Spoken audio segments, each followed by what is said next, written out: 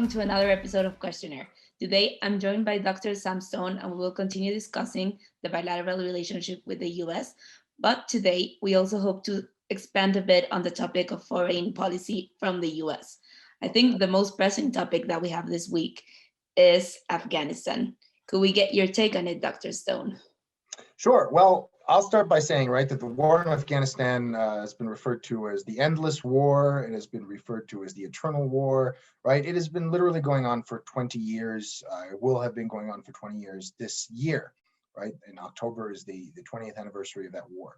To put it in different terms, right, it has been around for almost 2/3 of my life, and it has defined my entire adult life and the entire adult lives of my generation, and really kind of redefine the history, right, of the United States, of American politics, of American foreign policy, right? I think it's easy to forget sometimes after the 20 years we've been through in this century, that at the turn of the century, it was a very different world, right? We imagined that maybe this was a post-conflict era, an era where the countries of the world would come together to work together, right? Not just Europe and other places, but also between the US and Russia and China. There's a lot of hope, right? And of course, 9/11 happens, and the US response to that is the invasion of Afghanistan, and then later the invasion of Iraq, which is a totally separate conflict, right, with separate motivations. And that changes everything. It changes the course of American politics. George W. Bush probably would not have gotten reelected without the Iraq and Afghanistan wars. A big part of his argument was, these wars are going well, you don't change leaders in the middle of the war, and so on, right? And even Barack Obama might have not had the prominence he had in 2008 without his opposition to the Iraq war early on. Yeah? So these two wars, but let's focus on Afghanistan, have really defined this century in the US especially, right? But across the world as well. So the Biden administration wants to finally do what the last three presidents have been talking about, but have never actually done, which is to remove the remainder of the American combat force from Afghanistan. And this was a decision that was made apparently by President Biden himself with his close civilian advisors over the objections of the top military brass, right, of the top generals, essentially. The generals have long had this position, and this is across party lines and so on, have long had the position that the US cannot simply withdraw from Afghanistan without certain conditions or certain things being met. That if we withdrew from one day to the next, that if we withdrew with no conditions, the Taliban would come back, right, would take over the country again, and it would allow al-Qaida and other groups again to operate, right, terrorist groups to operate from Afghanistan unimpeded. And I think there's some real concerns about that, right, and about what the US engagement will be afterwards. But I think what President Biden has seen, and what really President Trump even had defined, right, at a couple of points, was essentially that the American people are tired of being there, right? We have been there, right? There are people fighting in Afghanistan now who were not yet born on September 11th, 2001. Yeah. So this has really become, as we've heard many people call it, a multi-generational war. It has become an extremely, right, it has always been, but it's been an extremely costly endeavor for the United States in terms of money, in terms of lives, right? And it is a war that most people are now very much ready to be over. So I think the calculation here for Biden is a couple of things. One, it's political, right? This is going to be politically popular within the United States, even if you have some Republicans and even some Democrats in Congress, right, complaining that this opens the door to, right, if not done correctly, opens the door to al-Qaida regaining strength and the Taliban taking over Afghanistan again, right? But it's a popular move. But the second consideration, I think, is a truly held belief of President Biden's. Back when he was vice president, right, his son, Beau Biden, who passed away a few years of cancer, his older son, he was serving, right? He was in the military and he was serving in Iraq. And Biden spoke out repeatedly during his time as vice president, we now know, to end, right, in favor of ending the US military engagements, the US wars in Iraq and in Afghanistan. So, this is part of who he is. He's very much connected to military families and to military sentiment. So I think this is good politics for him, but it's also just what he truly believes, right? That this is that it's time. And I think those folks like him, like, for example, former Republican Speaker of the House, John Boehner, right, who recently came out in favor of what President Biden is doing, people like them who were in Washington long before 9/11 and have remained in Washington or around Washington long after 9/11, I think they understand, right, the toll that this has taken, these wars have taken on the United States. And, 20 years is enough. It's by far the longest American military engagement anywhere. Right? So it's an important move. It's a huge move. It's historical, right? And most of the people that I know, including my friends who serve in the armed forces in the United States, are ready for this to be over. Of course, they'll all follow, and the armed forces will follow whatever the commander-in-chief says. Yeah. But my impression from polling and just in general is that pretty much everybody is ready for this conflict to come to an end. Yeah, I think we even have Ted Cruz supporting Biden's decision, which is incredible. One thing that I hadn't thought that I would see, and we're still not in his first 100 days of presidency. Yeah, but, well, foreign policy. I'll say this: foreign policy historically was a bipartisan affair, right? Yeah. You had people of both parties on all sides, on both sides of the debate about any foreign policy issue. It's become much more partisan in the last couple of decades as everything has become more partisan. But historically, right, you had people from both parties, right? People I think who were, Republicans after the Afghanistan war and the Iraq war became known kind of like as the Warhawks.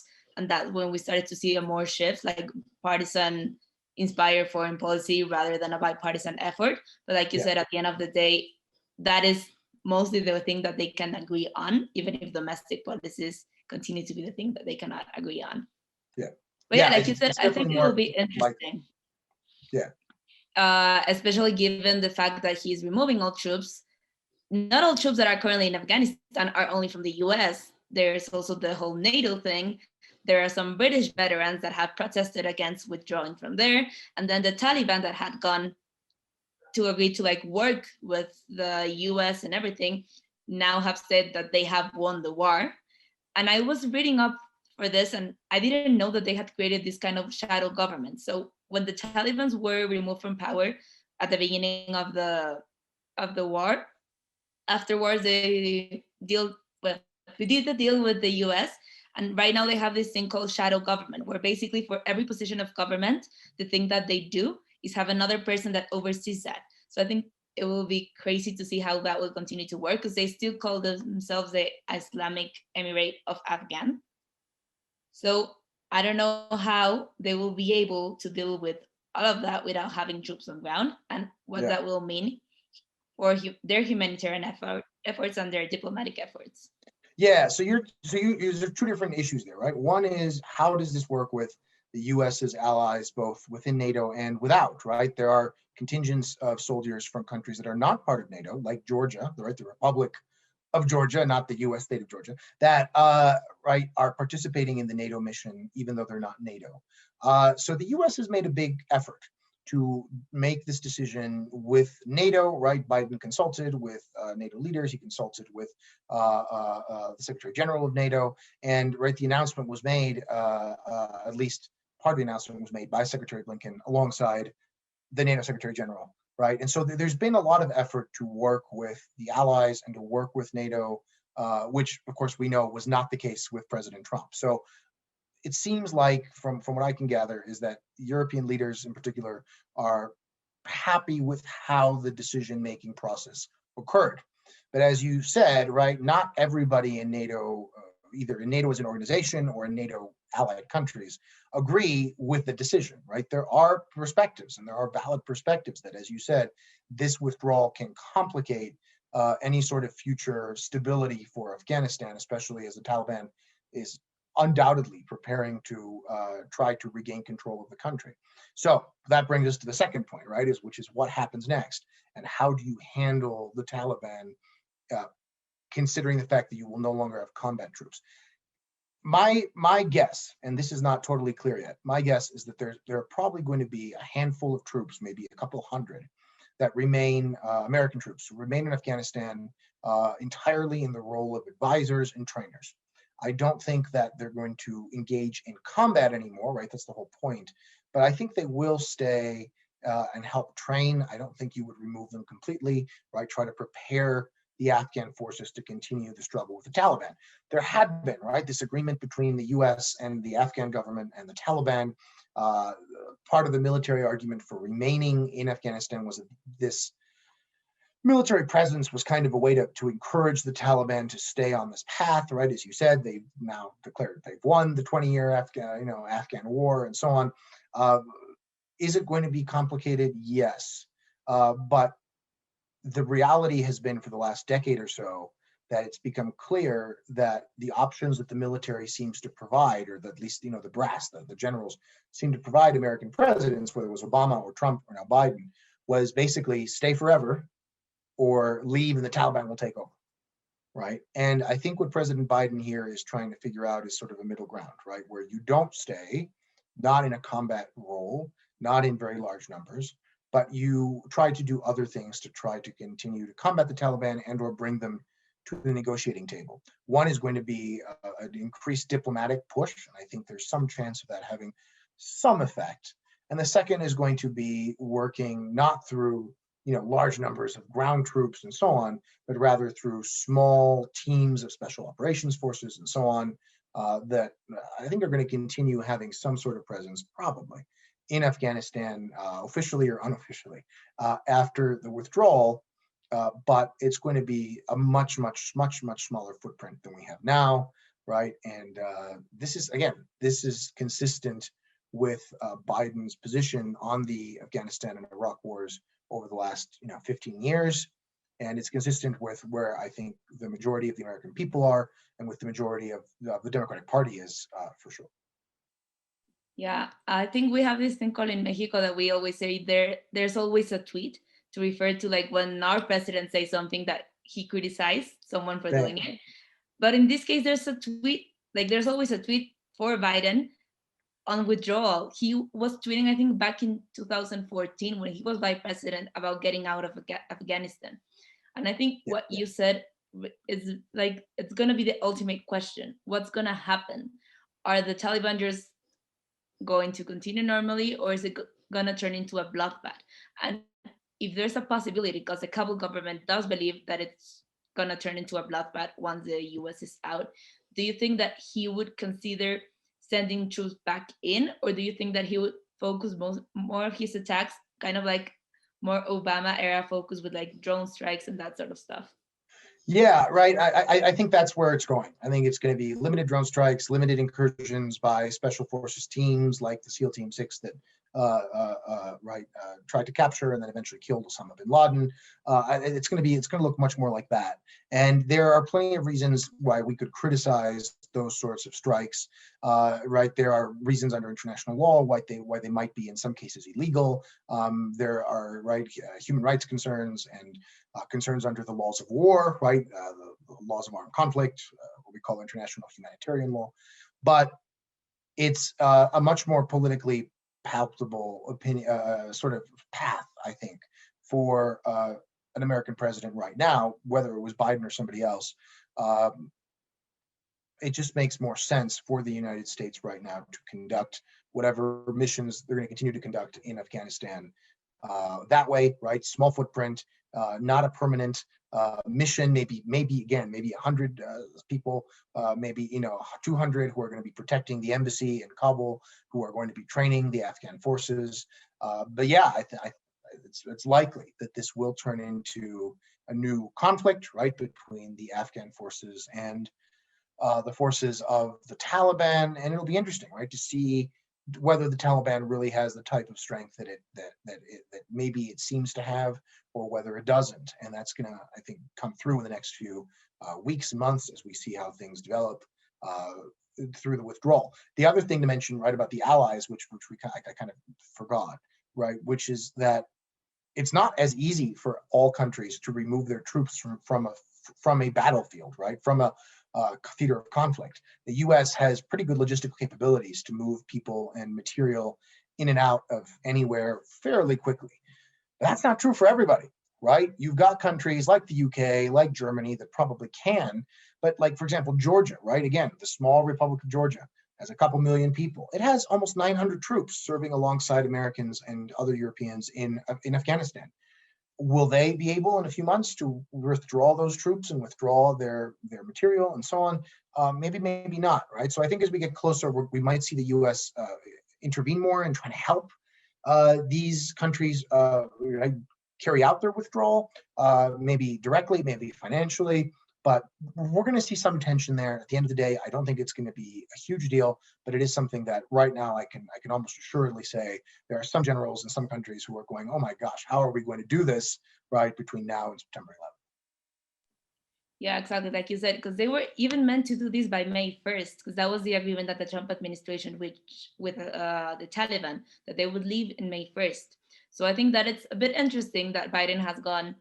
I obviously believe that it's because of the pandemic and the state of the country, that he just went, I'm not doing it by May 1st. I'm going to choose a symbolic date, because it is a symbolic date. It will be the 20th anniversary of 9/11 that did inspire this war. And I think it's also going to be a symbolic message, kind of like terrorists and on counterterrorism things, because terrorists might not care about 9/11. What I mean is basically that one of the reasons that Afghanistan was such an important thing for the US is that it was a terrorist hotspot. Right. So to get out from there and continue supporting like the stability of Afghanistan will be just, yes, because they care about Afghans and Afghanistan's stability, but it's also because they want to avoid it turning into another terrorism hotspot. Right. Exactly. And that's sort of been the challenge, right? I mean, the challenge for the US in many places, in Yemen, in Somalia, and so on. So yeah, I think the delay is probably in part to be able to have that symbolic date. In part, it's probably the pandemic, as you say. In part, it's probably a concession to the generals, right? At some point, Biden probably said, okay, you know what? We're leaving, right? I hear you. I consulted you. And this was apparently, I mean, everybody seems very intent on emphasizing that this was a very consultative, deliberative process. This wasn't just Biden deciding, right? But basically, I think at some point he kind of said, okay, you know what? I've decided we're withdrawing. Let's come up with a plan to withdraw. Can we do this by May 1st?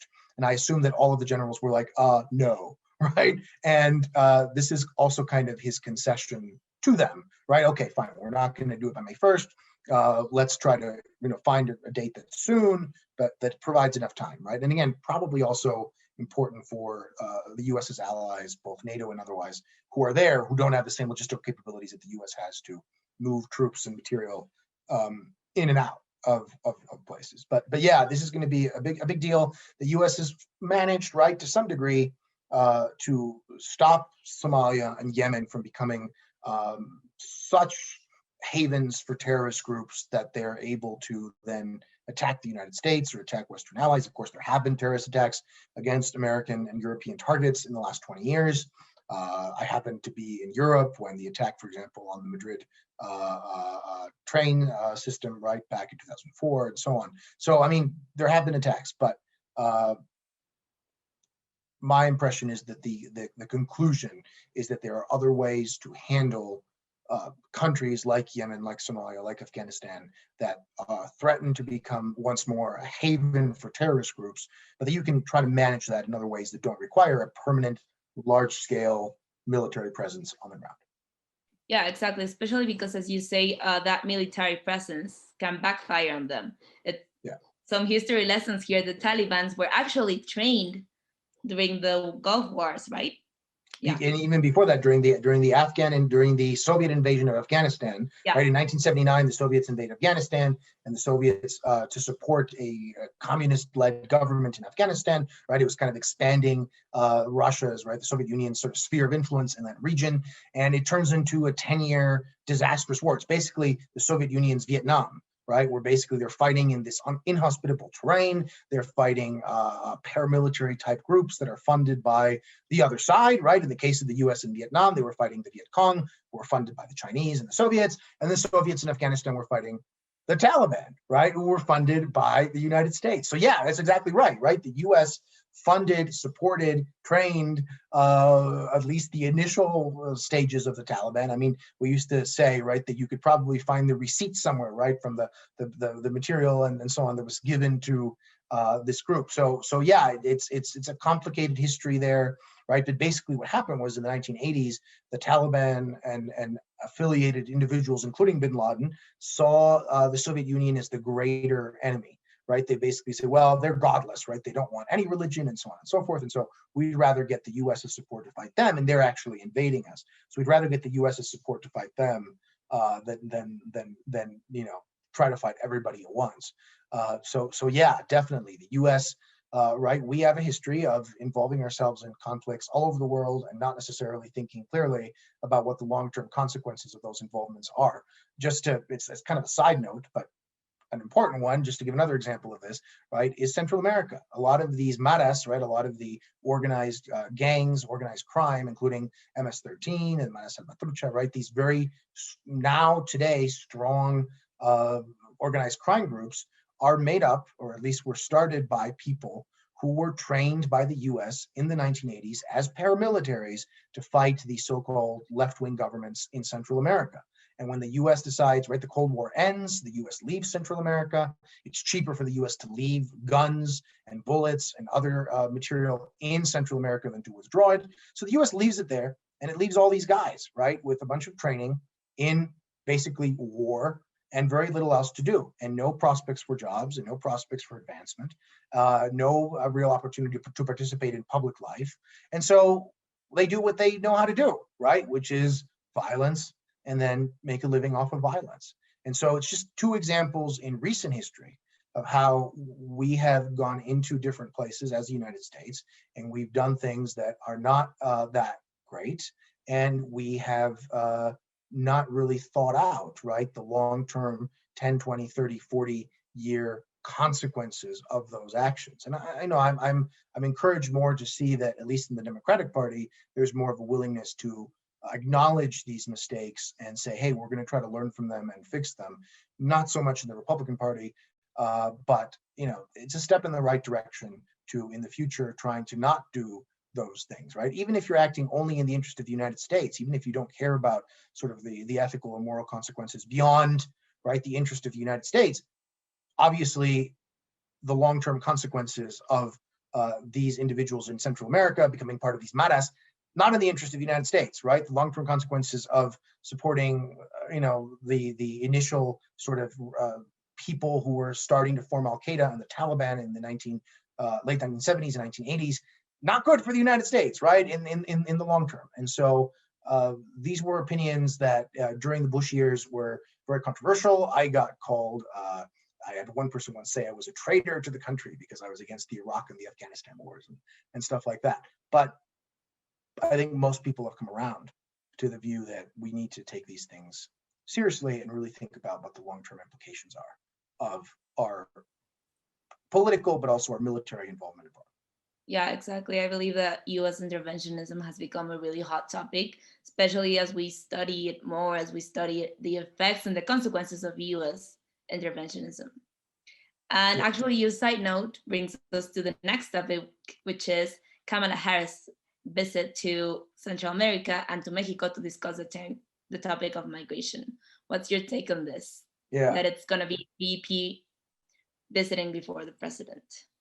Yeah, I mean, there are a couple of things. I mean, one is that, right, Kamala is younger, and I'm sure there's some concerns about the pandemic. And I think there's also some concern about the optics of Biden leaving the country while the pandemic is still being gotten under control. Right? I mean, everybody knows in Washington, or at least everybody thinks in Washington, that the 2022 midterms and the 2024 presidential election are going to be decided based on, do the Democrats fix the pandemic or not?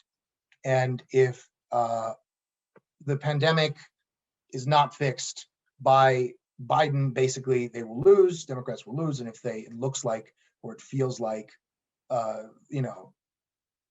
they've done a good job controlling the health aspects and the economic aspects, they'll win.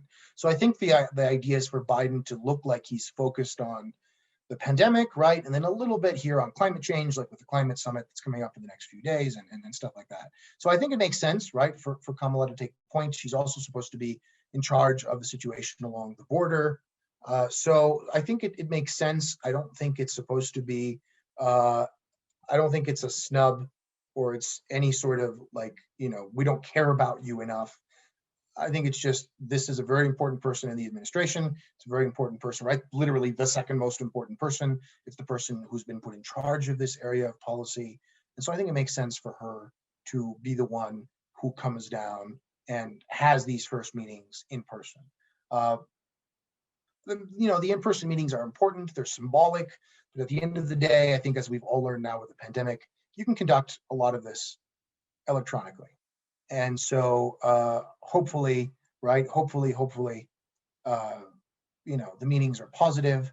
But a big part of this is basically trying to show that something is being done about the situation of the border. And if you can get some concrete results out of it, then, all the better.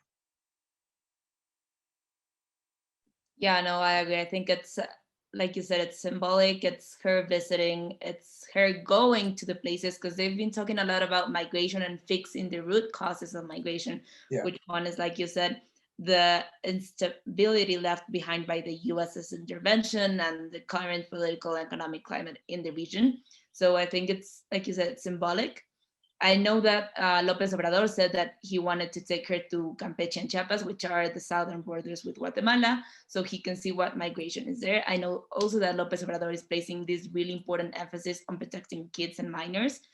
I remember seeing recently, I think it was like 2 weeks ago, a video of a coyote or a pollero, who are the people that help smuggle people across the northern border of Mexico with the southern border of the US illegally. And he just threw these little girls, I think they were like 3 and 2 years old, from like 3 meters of height, and they just fell, which is extremely dangerous. But I think it will also give Kamala the opportunity to kind of hear these stories, because I don't think that the militarization of the border is going to be the solution permanently. It's a solution right now because they don't want to accept people. I also know that Biden put this cap on refugee intake um, back to Trump levels, which goes against his campaign promises. But I think that we'll continue to push for that policy right now. What's your take on it? Yeah, I'm still hopeful, very hopeful that over the next few years, we're going to see what Biden campaigned on with immigration come to pass, right? Especially with refugee policy. Right now, I think they're just so massively overwhelmed, and they're simply trying to send the message, hey, don't come, don't try to get here. We can't take you right now. And I think setting those levels at Trump levels might be setting the refugee level at Trump levels is basically, I think, what they're trying to, it's one of the ways they're trying to achieve that. I think it's incredibly important that Kamala is going to go, right? The Vice President Harris is going to go to the southern border of Mexico, right? That is going to go to the Guatemala-Mexico border. I'm not sure when the last time an American president or vice president was actually in Central America, right? Not Mexico, but in Central America. I'm not sure if any American president or vice president has ever been to Mexico's border with Guatemala, right? I don't think so. I would have to check. But these seem to be, if nothing else, it's symbolic, and it shows, I think they're going to try to show that the Biden administration cares about the human side of this, right? That it's not just an economic question, that it's not just a question of, the numbers at the border, that really this is a human thing. And whatever else we might think about Joe Biden, he really does care about people. I mean, we've seen this in his career, in his life, over and over and over again. It's not a show, right? I mean, these stories that you hear, I know some people who, have worked closely with him, not recently, but in the past, right? And he really does go out of his way to connect with people, to try to help people, to empathize with people, with human beings at a personal level, even when the cameras aren't on him. And so that's, I think, part of what this is going to be. It's let's try to find a way to connect, right? And I think that it's also a chance for Vice President Harris and President López Obrador to maybe spend a little more time together, right? I think going to the southern border of Mexico makes sense. And, not all diplomacy is about the interpersonal relationship between the leaders. On the contrary, I think the Mexico-U.S. relationship is primarily institutional. But President López Obrador seems to value those personal relationships. And if Vice President Harris can try to build that relationship with him, that could be a very positive thing for the relationship. Yeah, exactly. Like you said, I think if Lopez Obrador continues to claim that he had a really good relationship with Donald Trump, then he should have no problem having a good relationship with Kamala Harris and with President Biden.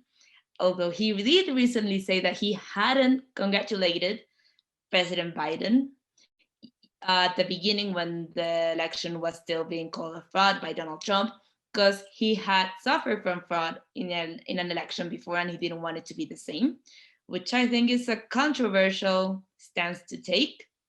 But I don't think Biden is really going to give it the end of the day. At the end of the day, like you said, it's really an institutional relationship.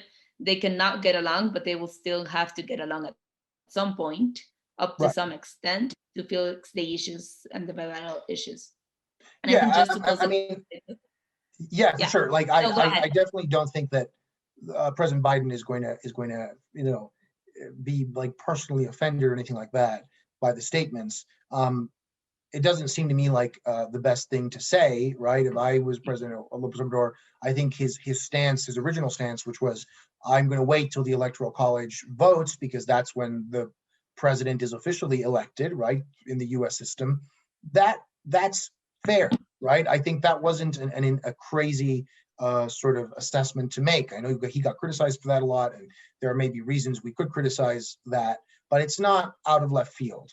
But saying, oh, well, the reason I really didn't congratulate him was because maybe there was fraud, that's a little more complicated. You could argue that, well, what he's really referring to is that, maybe, right, he wanted to wait for the courts to decide Trump's challenges and stuff like that.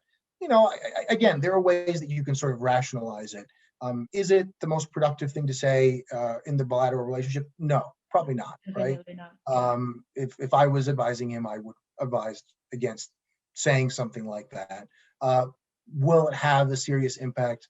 Probably not, right? I think both sides right now have real policy issues that they want to achieve for policy reasons, for political reasons, right? If President Lopez Obrador can get a lot more doses of the vaccines. Again, I know we keep talking about the vaccines on the show, but that is kind of the definitive issue, right? If he can get more doses and distribute more doses within Mexico before the elections this summer, that's going to be a huge boost to his party's chances of retaining control of Congress, right? And if not, that could hurt, right? Like with any other country right now, the central issue in elections is basically how well did you deal with the pandemic, and I think that's very important for him and for the U.S. Right? Biden's pandemic response has been a roaring success, and the one thing that seems to be distracting from the narrative of Biden is doing great is the situation at the southern border. So the U.S. wants to try to control that, right, in order to for policy reasons. I'm not saying this is all political, right? There are real policy reasons behind this. But it's also politically beneficial for the Biden administration to be able to control the one sort of, we could say, weak spot or weaker spot in what is otherwise a very positive narrative for President Biden's first 100 days. Yeah, exactly. I think just to close on this topic before we discuss Putin and Biden and then close the program, I wanted to hear your take on this letter written to President Biden and VP Kamala Harris by Texas Governor Greg Abbott, basically after the Ted Cruz expedition to the Rio Grande border, and then after Kamala's announcement that she would be visiting Central America. What's your take on this? What's your take on the allegations that he makes of criminal organizations here in Mexico, what we call narcotraficantes, and in the US it's drug traffickers, and then being named as terrorists, because I know that they cannot be named as terrorists because there's no political motivation based on international law. But do you think there's any chance they would do that just in the US in order to fight them more effectively? Yeah, so there are a couple of things. One is that Republicans are scrambling to find anything that they can use to hurt Democrats right now, right? Because again, everything the Democrats have done in these first 100 days have been popular, right? Again, the COVID response has been extremely popular. The infrastructure bill the Democrats are proposing, whether it'll pass in its current form or not, who knows? But it is extremely popular as well, at least most parts of it, right? the public is behind Democrats on issues of gun control, even if Congress probably won't act in that area. And so they're trying to find something. And so this issue of immigration is that something, right? It worked for them in the past. It worked for them at the end of the Obama administration, right? It didn't work so well in 2018, right? When they tried to create this idea again that there was a crisis at the border. But now there is a crisis, right? The media, of course, likes to talk about the crisis because it is a problem. And I think that's sort of the main goal of this, right? Whether to designate them terrorists or not. As you said correctly, right? For the most part, most definitions of terrorism internationally and in the United States essentially require a political component. It is not just that you cause violence as a terrorist group. It is that you cause violence with a political end, right? Con un fin político, with a political goal at the end of your violence. Yeah. The drug cartels, the Mexican drug cartels, don't meet that criteria, right? They have no political goals. They don't really care who's in office. They don't have any ideology. Their purpose is to make money. And so they don't really fit the definitions that we have of terrorism. Having said that, right, many of the provisions, for example, in the USA Patriot Act, what's left of it after it's been changed all these times, actually can be used against organized crime and institutions like drug cartels. The difference in the tools that the United States government has to fight terrorism versus what it has to fight organized crime are really not that different. And so to me, this was a way for Governor Abbott to try to create more of an issue here, try to get back into the news, keep this issue fresh in people's minds, and maybe a way to try to also, rev up his own support, right? His response to the terrible snowstorms that Texas saw a few months ago were not great, right? That was the time when Ted Cruz flew to Cancun, right? And then flew back for that he was supposedly dropping off his daughters in Cancun or something, right? Texas Republican Party took kind of a beating with that. And this is also kind of a way to try to find other things for Texans to focus on that are not how badly he handled these, snowstorms and the damage to the electrical grid in Texas and so on, which was really disastrous for hundreds of thousands, really millions of people in Texas, and everything else that the Republican Party can sort of be blamed for. So the bottom line is, whether you designate cartels as terrorists or not doesn't really change. There are some differences, yes, but it doesn't really substantially change what the U.S. government can do to fight organized crime versus terrorism organizations. And even if you did, what's the Biden administration going to do? Are they going to have drone strikes in Mexico? Probably not, right? I don't think that would do very much for the bilateral relationship. That's also just not what President Biden, I believe, stands for, right? So even if you opened up, for example, the possibility of using drone strikes or using, without Mexico's consent, having small teams of, special forces, right, intervening in Mexico to try to capture or kill some of these cartel members. It's just not going to happen, right? It's simply outside of the purview of possibility. So. And it doesn't work. Really. They tried the kingpin strategy, killing or arresting right. The leaders of organizations, and then just someone steps into the place, so that doesn't work. Exactly, right? Mexico's tried this, and for our viewers in the States, right, this was exactly the strategy that Mexico pursued, just like you said, for about a decade, right, in this drug war that is now slowly, well, it's now 15 years old. And as you said, it just doesn't work, right? There's always somebody else. There's always the next guy. And yes, they're almost always guys, right? It's almost always the next guy, and it doesn't really do anything for you, and it would be obviously disastrous for the bilateral relationship. And it can turn the situation worse because the vacuum of power just creates a split factions, and then those split factions go at war at each other, and then violence just gets worse. That's not a strategy that's gonna work.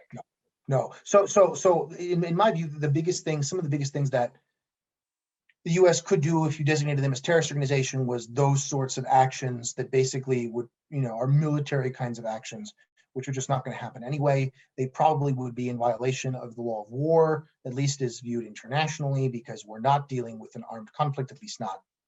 Mexico's never accepted that there is an armed conflict in Mexico or multiple armed conflicts in Mexico. Whether there are or there aren't is sort of a question for a different analysis. But if you use the military strikes by the U.S. within Mexican territory, that would definitely be, basically an armed conflict.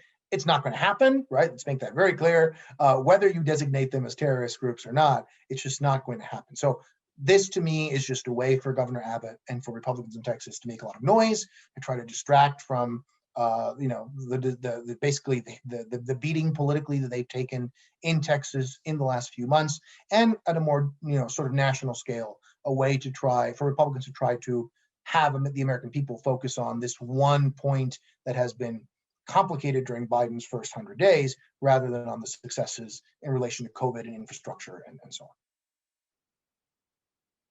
Yeah, I And agree completely with your take on it. Oh, go ahead. yeah, no, I'm sorry. Go ahead. No, it's okay. I was gonna change the topic so you can finish this one, and then we'll change the topic. Well, actually, let's change it because we're going over to Biden and Putin, right? And so I'll Yeah.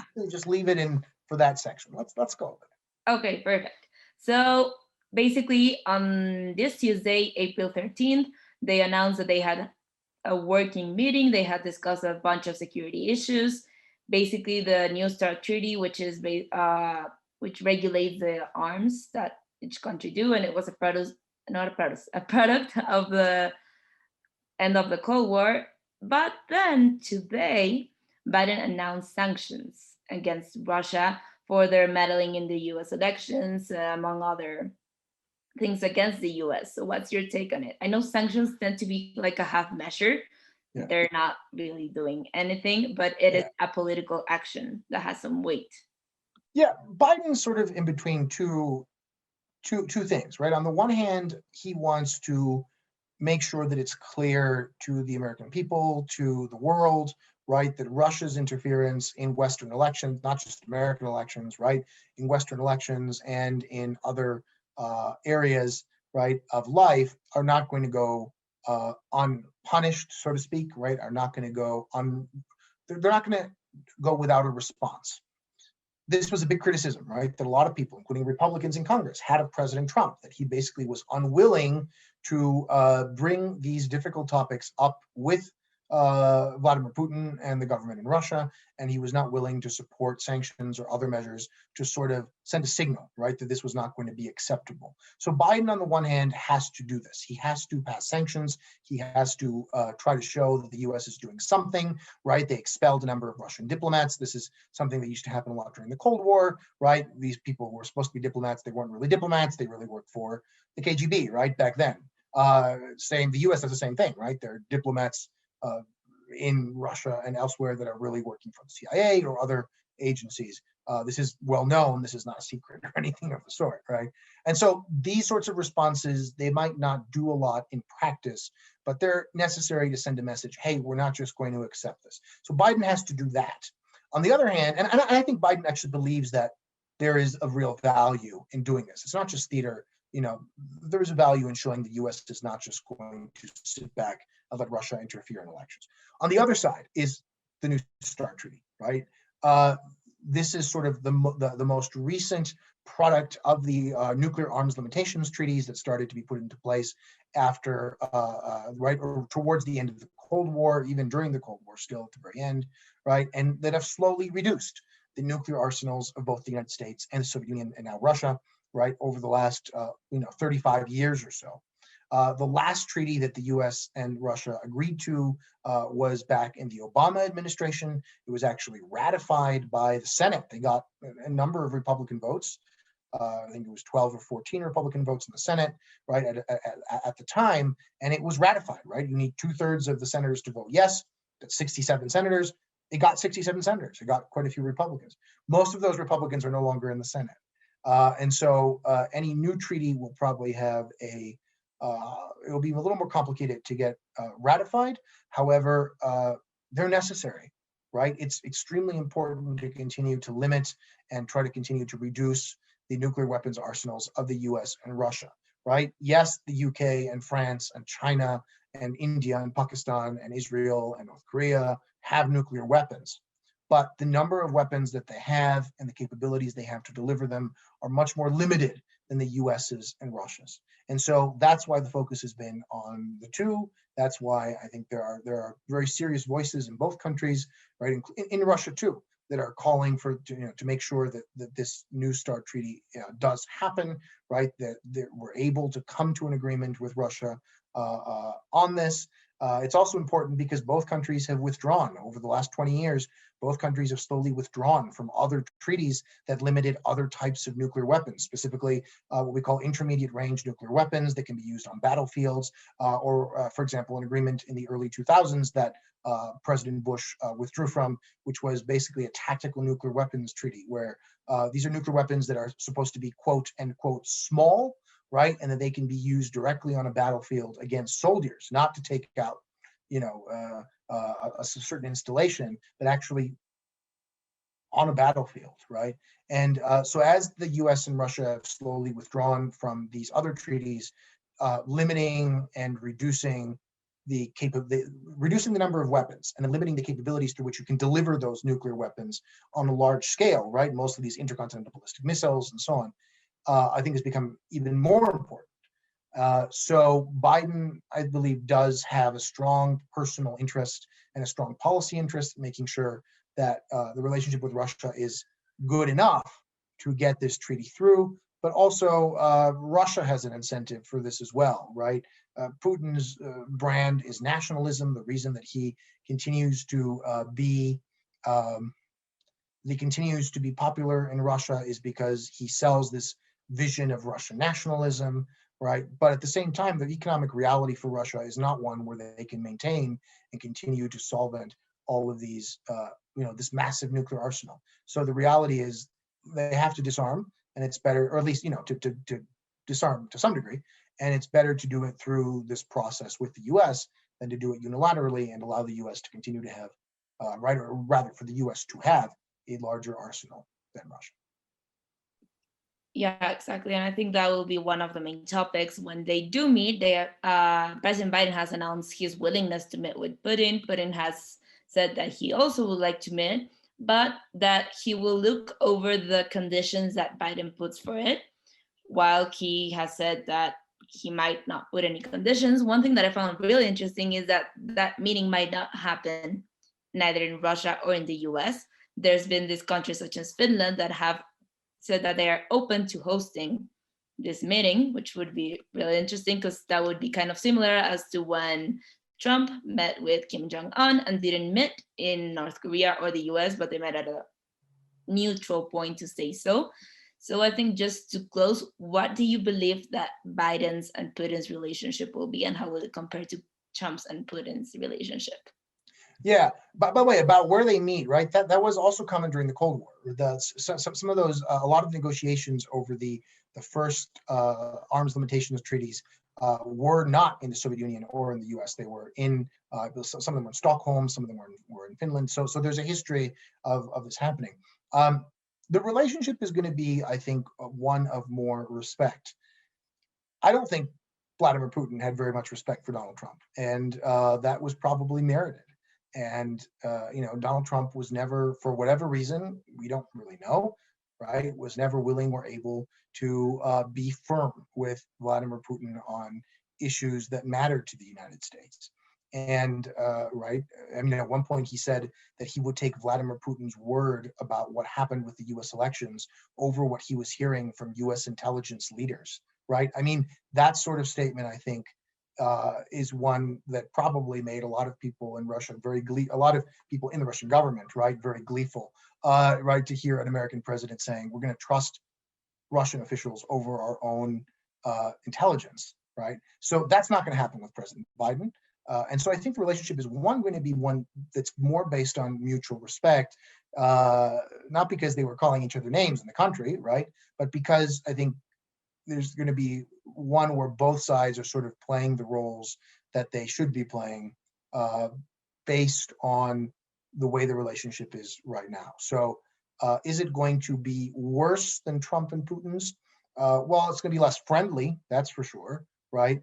But it actually might lead to more things getting done because if both of them can actually say, hey, we're not going to back down from some of these core ideas and core issues that we care about and that are important to us, that might actually lead to there being more space to come to some agreement on the really important issues like reducing nuclear weapons. And so, I mean, it's easy to forget, right? For those of us who grew up after the Cold War, I mean, I was born the year the Berlin Wall came down, right? For those of us who grew up after the Cold War, it's easy to forget that there are still these two gigantic nuclear arsenals out there that could destroy the planet many, many times over, right? And that we have come in the last 70 years, the world has come very close on numerous occasions to that sort of nuclear apocalypse, either because of real crises like the Cuban Missile Crisis, right, in the 1960s, or by mistake, right? We now know that in both countries, there have oftentimes been mistakes where it looks like the other country is attacking and they're really not, right? And if the Soviet Union or the United States had mistakenly responded to that, right, we would have had World War III and a nuclear disaster. And so the fact that Putin now knows that he's dealing with a stronger, more serious character in the White House, I think is actually a positive, and that it's going to allow the countries to really say, okay, I get it, right? I'm going to keep trying to interfere in your elections. I'm Russia, right? I'm going to keep trying to interfere in your elections. And you as the US are going to try to keep putting sanctions on me and stopping me. Okay, fine. Let's try to focus then on these issues where we actually can find some common ground, which I very much hope will be continued arms reduction treaties. Yeah, I agree. And I think with that closing statement, we can close. We'll see you next Monday at 4 p.m. here on David Lab for Quaestionare English version. Thank you. Thank you. Thanks, Valeria.